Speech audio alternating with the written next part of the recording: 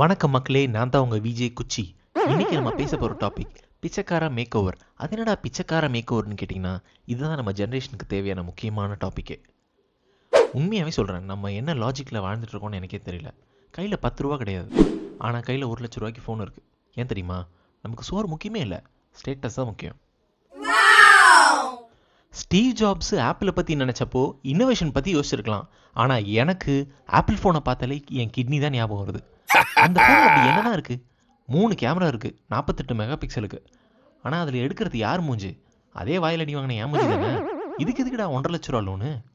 Filter போட்டால் ஏன் மூஞ்சும் ரெட்மியில் நல்லா தானே இருக்கும். கையில் ஐஃபோன் 15 ப்ரோ இருக்குது, ஆனால் அது வழியாக ஸ்விக்கியில் ஆர்டர் பண்ணுறதுக்கு பேலன்ஸ் இல்லை. கடிச்சு திங்க முடியாது மச்சான். சரி, இதெல்லாம் யாருக்காக பண்ணுறோம்?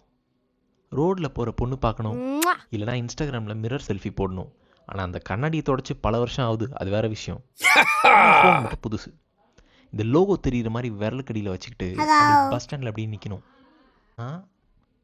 என் லைஃப்பில் பண்ண பெரிய அச்சீவ்மெண்ட் என்ன தெரியுமா?